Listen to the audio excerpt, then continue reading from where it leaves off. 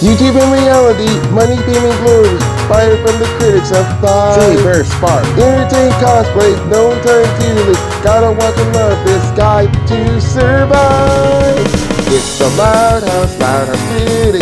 Funny, kind, and bold. He's got the heart of gold. Loud House Critic. One guy with 1,000 views. Episodes he must review. He's the Loud House Critic.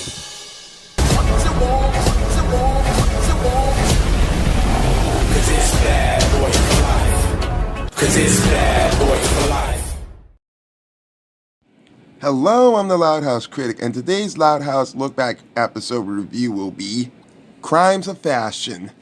It's the 27th episode of Season 3 of the Loud House, and its overall 128th episode, Crimes of Fashion. It reminds me of the Cartoon Network show of 16 called Crime and Fashion, where Caitlin actually gets banned from one store in the mall because of her ex-best friend Trisha. This is an episode I find myself kind of liking and kind of cliched. Maybe because it's just my opinion along with everybody else's who thought about when they saw this episode, but let's solve this crime before Sleuth or Consequences decides to take over. Well, Ace, we've narrowed down the suspects to the Card Shark, Snake Eyes, and the Old Maid. But which one made off with the golden dye? It's as clear as the mustache on your face, Jack. Only one of these villains could have done the deed, and that is... my money's on the Card Shark. Same. The guy never blinks. You just can't trust him. Now, fellas, look. I know it's just in fun, but what the fuck? Okay, let's see. Boom! Nailed it! I will kill each and every one of you with my bare hands if I have to! We just solved our 5th case in a row. We're on a hot streak. Easy for you two. Just then, Leni arrives home feeling sad. Hey, Leni. How was work? Terrible! What happened? I thought things were going great at the store. They were! Until this afternoon. Your receipt's in the bag, along with some samples of our new scent, Sugar Cookie Sunshine. That skirt would look great on you. And it also makes a cute poncho. You just changed my life! Leni? Hi, Mrs. Carmichael. How's the monthly inventory going? Not great. Several scarves have gone missing. Can you come with me? Are we going on a scavenger hunt? I've got a bad feeling about this. There was no scavenger hunt. She thinks I stole the scarves. What? Now, why in the hell would she think that? They were all from my department, and they all went missing in the month that I've worked there. So she said she had to let me go. And I said, go where? And she said, Don't say it! that means you're fired!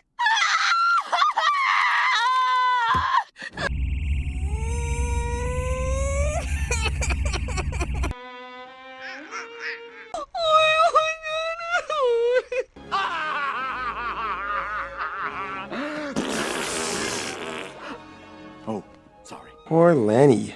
This girl deserves a big hug from everybody who actually loves this girl. And by the way, Leni wouldn't even steal anything. She's too damn nice and kind to do stuff like that. When was the last time anyone ever saw Leni steal anything from anybody else at all? It just don't add up! Yeah, I didn't think so. But don't worry, Lincoln and Clyde attempt to solve the mystery of Leni's innocence. This should be fun. Lincoln, I know we have these amazingly accurate uniforms, but we're just 11-year-old boys. 11-year-old boys who just solved their 5th case in a row were ready to deal out some justice. Wow, you just sounded like Ace. If I had hair on my arms, it would be standing up. Not to mention that he's getting more sloppy of how he's holding the cards out when he just got it right during Sleuth or Consequences. So now at the mall, Clyde and Lincoln start the investigation. So cute for fall. Stay focused! Jack to Ace. Tango Charlie Alpha. What's your position? Copy. No suspects by the... Whoa! Cool costume! I'm playing superheroes too! Wanna see my hideout? Hell no! By the way, guess who owns this kid? Where are your parents? My mom's too busy to play too. That is absolutely right. The fucking store manager is actually the mother of that kid. I can't imagine why. It's one of the lives of being a manager. Just being another one-show person. Ace! Suspect spotted by the scarves, and you won't believe who it is. Calendar Man, his years are really outnumbered. And Joker, he's not even that damn funny after all. And Penguin, an Ember Penguin fucked his mother.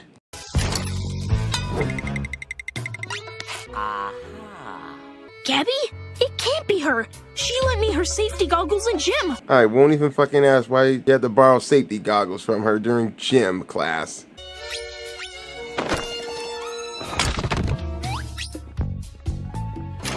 It's totally her. Come on. Oh, I know I'm gonna get in trouble, but... Gotcha. Hold it right there! Gabby, you already have a closet full of scarves. Mom, please, just let me buy it. I have a gift card. Your aunt gave you that for a sensible pair of shoes. Now put that scarf back. Okay, so it's not her. Clyde? Lincoln? What are you doing here? Well, we were, Waiting for the health inspector? We're just shopping for some training bras. Oh, wow. So that's how they designed the bras in the animation of the Loud House. Ugh, do you have any idea how hard these things are to put back on hangers? That is actually true. Much bras are actually hard to be put on hangers. I've worked at Meijer before, and they are quite a pain in the ass. And there's Fiona. You know, I would go into more in talking about bras, but I'll actually save that for next week's review. Sorry. We'll clean it up. I'll just gather these, items. Ah! My crime Oh my god. It can't be. That cannot be real. That cannot be real! So once again, Lincoln and Clyde are actually back on the investigation to prove Leni's innocence until they find another suspect, and you're not gonna believe who it fucking is. Scoots! We know she's done some hard time in mall jail. Gee, does that sound familiar? Maybe she's just here to buy a gift for her parole officer. Really?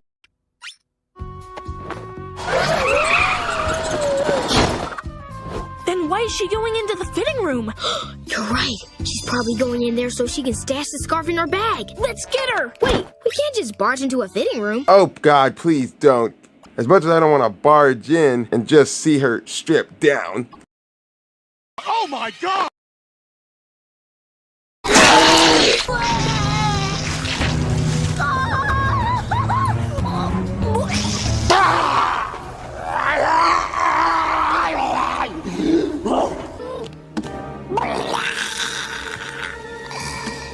Call 911. We need a way to stop her on the way out. Ooh, I've got it. Spike strip! Let's see her try to scoot over these. Really? Hangers? I've seen stupid shit than this. Why does goo float? Hit the road! What the fuck? My lamp! Make way! Mama's late for a toga party! All right, bitch! You wanna do this? For $20, I don't need a receipt. My bee! Put it on my tab! Good job, gentlemen. That could have been a disaster. Seriously? You two again? Seriously? You again? Sorry. We'll clean this up. Could you boys be any more clumsy than Goofy? Get out! Well, that was a disaster. So now in the food court, Lincoln and Clyde are trying to come up with a new plan. We just have to be more careful not to jump to conclusions. I didn't realize that fucking look in Clyde's eye. Watch this again. We just have to be more careful not to jump to conclusions. And what is up with that sound effect when he's moving his eyes? It feels like he's getting hard. We just have to be more careful not to jump to conclusions. I'm sorry. I forgot he only nosebleeds when he does so. Right. Even if we see someone walking quickly away from the store, clutching a bag with blue fabric sticking out of it. Exactly. Wait, what? I knew it! It makes perfect sense. That's why she threw us out of the store. She didn't want us on her trail. Come on, Ace. Let's go deal with this Joker. Wait, We need one more player at the table. And guess who they decide to bring along with them to catch Fiona red-handed? What color are their hands now? Really? Ah! You're back! And you brought your sidekick! Can we all play superheroes now? Ah, fuck off. Get out of here. Yeah, fuck off, kid. Mrs. Carmichael, we can prove that Leni didn't steal those scarves. Who are you? No time for that now, Missy. So Miss Carmichael follows Lincoln and Clyde to Fiona, who clearly should be on the show I Almost Got Away With It. Now I gotcha! You have the right to remain silent, but it doesn't help me much. Oh, screw it! Open the trunk. What? Why? I'm not doing that. I think you better. I think you better do what she says. Okay, you caught me. Gotcha! Mrs. Carmichael, I think you'll find this bag contains at least one blue dress. Yep, I bought this at Stater's after my shift. Sorry, Mrs. C. I know we're not supposed to shop at our competitors, but it was such a good deal. Oh, you just couldn't fucking resist, could you, Fiona? Well, I can't say that I approve. Oh, wow, they are giving this away. Did they have it in a 12? Hello! Are you an idiot? Well, ma'am, we've made a mistake. But don't worry, we're not giving up until we find the real shoplifter. It would really help if we could have access to your private employee files and customer mailing list. Now, having to commit their last mistake, they are now forbidden from the store. Ooh, ouch. Give us another chance. Ace and Jack can't rest until they've dealt out some justice.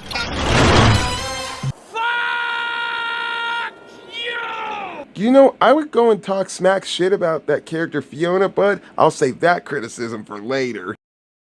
Now then, back at the Loud House, Lincoln and Clyde are actually in the living room feeling miserable about how they failed to clear Leni's name, fearing that she's never going to get her job back. Oh, hey, you guys. Don't mind me. I'm just looking for stuff to fold. I really miss it. Of course you do. Oh, can I fold this? You can have it. I'm done wearing capes. Well, it doesn't have to be a cape. You could wear it as a scarf, too. Wait, what did you say? You're right. What was I thinking? Wrong season, Leni. How about a beach cover-up? No, scarf. Clyde, that's it. If a cape can be a scarf, then a scarf can be a cape. I think I know who the culprit is. So do I. Let's get dangerous. You know, it's funny when I hear if a cape could be a scarf and a scarf could be a cape. That makes me think about the dating website that some people are onto, when a girl could really be a dude and a dude could be really a girl. Gag? So Lincoln and Clyde are back onto the investigation into the store, which they are forbidden to be in. I thought I told you to stay out of my store. Now take it easy. Don't worry, ma'am. We'll be gone in a minute. We just need to talk to your son. My son? You're back! Hey, any chance you still want to play superheroes? Yeah! I'll show you my hideout. Hideout? What hideout? I think you should shut up and follow them. Fine. But if you boys are wasting my time again, I will have you banned from the mall until you're 18. Well, don't bet on it, bitch. So here's my hideout. Wait! Let me just put in the password. Beep, boop, beep, boop. Okay.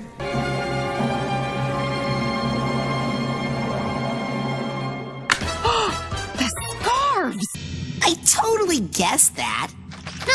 You said it was Becky. Mom, they're superhero capes. Oh, wow. I had it all wrong. Come on. Who did a good job? Come on, tell me who did a good job. Thank you, boys. I guess you could say justice was in the cards. He fucking finally got it right, like he did at the end of Sleuth of Consequence. So the next day at the mall, feels good to have Leni back on her job. Thanks to Lincoln and Clyde, who literally cleared her name. Cute top. That's one of the staffs on the Loud House. As a pencil skirt. Oh, Leni, I can't apologize enough for accusing you of stealing those scarves. Is there any way I can make it up to you? Are there any sweaters I can fold?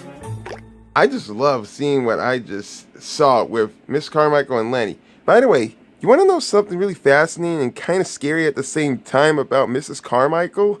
She's voiced by Kari Walgreen, a voice actress whose works can be muchly found in Fish Hooks, Kung Fu Panda: The Legendary of Awesomeness, The Lion Guard, Justice League vs. Teen Titans, Star versus the Force of Evil, DuckTales, Big Hero 6 the series, Rick and Morty. Even she was in Fairly Odd Parents as Chloe Carmichael. Remember all that stuff from last week's review when I said about Susie Carmichael and Miss Carmichael? I take that all back. Now I know only 3 Carmichaels. You want to know what else she did? Can I have some nuts to feed the squirrels? I'd love to, but I only have one left. Please don't kill me! Thank you. That's right. She is also the voice of Jeremy's young sister, Susie Johnson. Yeah, I'm quite as shocked as you guys are. So, holy fuck. But anyways. Hey, you guys! Thank you so much for getting my job back. I've been telling everyone at the mall what totes amazing detectives you are. We know! We just got a new case at the pet store. Next thing you know, you boys are going to be investigating a 6-foot python that escaped his enclosure. What he really...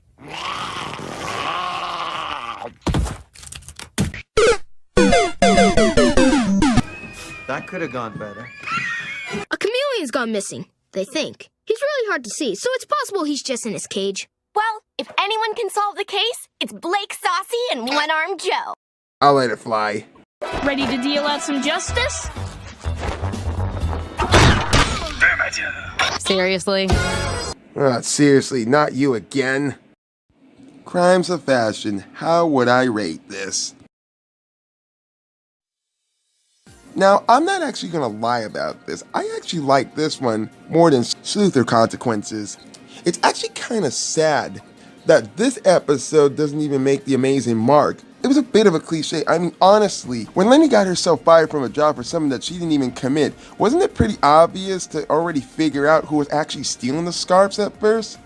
Shit, you can actually see some of this cliche shit in movies, especially Marvel or superhero movies. Especially when you can tell who the villain is in a Disney movie. But anyway, I really quite enjoyed Lincoln and Clyde actually solving the investigation of who was stealing the scarves and trying to get Leni her job back. Even if I'm kind of getting a little bored of the Lincoln and Clyde bonding episodes. Though, has anyone else even noticed in the first season of The Loud House that it much likely doesn't focus much on the sisters at all, but mostly focuses on Lincoln and Clyde more? And that's been so much of a pain in the ass for me because much of the sisters didn't have much of a focus episode in the first seasons at all. Because Clyde was actually the one filling in the gaps. Sorry, I just had to throw this one out there because there's a special YouTuber out there who brings this up a lot about how he's getting bored of the Lincoln and Clyde bonding episodes. First seasons of the episodes were very slow and it quite didn't know what it was doing at the start.